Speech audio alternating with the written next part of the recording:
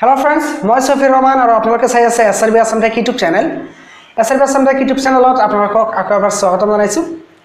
বন্ধুসকল, আজি মই আপোনালোকক ডিভোটৰ সম্পৰ্কে এটা নিউজ দিবলৈ ওলাইছো এই ভিডিঅ'ৰ যোগেদি। ইয়াৰ আগতে আপোনালোকৰ এটা ৰিকুৱেষ্ট, আপোনালোকৰ ভিডিঅ'টো যদি ভাল লাগে তেতিয়াহলে প্লিজ ভিডিঅ'টোক লাইক কৰি দিব। আৰু যদি আপোনালোকে মোৰ চেনেলটো নতুন তেতিয়াহলে প্লিজ মোৰ চেনেলটোক সাবস্ক্ৰাইব কৰিবলৈ নাপাহৰিব। যেটা আপোনালোকে পৰৱৰ্তী সময়ত নতুন নতুন বাতৰিবোৰ আপোনালোকে চাব পাৰে। তো বন্ধুসকল, ডিভোটৰ সম্পৰ্কে এইটো এটা গুড নিউজ। যিসকল ব্যক্তিৰ যিসকল ফ্যামিলি মেম্বাৰত বা আপোনাৰ ফ্যামিলি মেম্বাৰত যদি নাই কোনোবাই তেতিয়াহলে আপোনাৰ আত্মীয়জনত যদি কোনোবা আছে বা আপোনাৰ চুবুৰীয়াত যদি কাৰোবাৰ ডিভোটৰ নামত কেছ চলি আছে, মানে বেলেগ ডিস্ট্ৰিক্টত কেছ চলি আছে, তেতিয়াহলে এতিয়া আপোনালোকে কি কৰিব পাৰিব যে বেলেগ ডিস্ট্ৰিক্টৰ পৰা কেছটো ট্ৰান্সফাৰ কৰি এতিয়া আপুনি আপোনাৰ নিজৰ ডিস্ট্ৰিক্টত আনিব পাৰিব।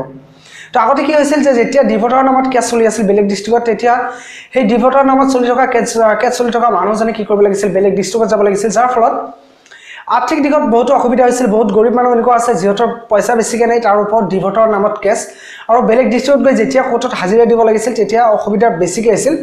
আৰু যিহতৰ পইচা আছে হেতৰ বেলেগ কথা, তথাপিও শাৰীৰিকভাৱে পৰিশ্ৰম বেছিকে হৈছিল।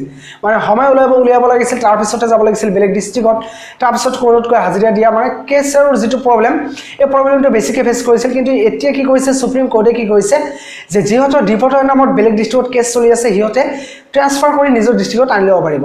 তো ডিভোটৰ নামত যিসকল ব্যক্তিৰ বা যিসকল ব্যক্তিৰ আত্মীয়জনৰ বা ওচৰ চুবুৰীয়াৰ কাৰো যদি ডিভোটৰ নামত কেছ চলি আছে তেতিয়াহলে আপোনালোকে অনতিপলমে আপোনাৰ যিটো এডভোকেট আছে এডভোকেটৰ লগত যোগাযোগ কৰক আৰু আপোনাৰ কেছটো ট্ৰান্সফাৰ কৰি নিজৰ ডিস্ট্ৰিক্টত আনিবলৈ চেষ্টা কৰক। তো বন্ধুসকল, এইটো আছিল আজিৰ ভিডিঅ'ৰ জাননী। তো বন্ধুসকল, আন এটা নতুন ভিডিঅ' এটা আপোনালোকৰ লগত পুনৰ লগ পাম। তেতিয়ালৈকে আপোনালোকৰ পৰা বিদায় লৈছো। বাই বাই, টেক কেয়াৰ, জয় অসম।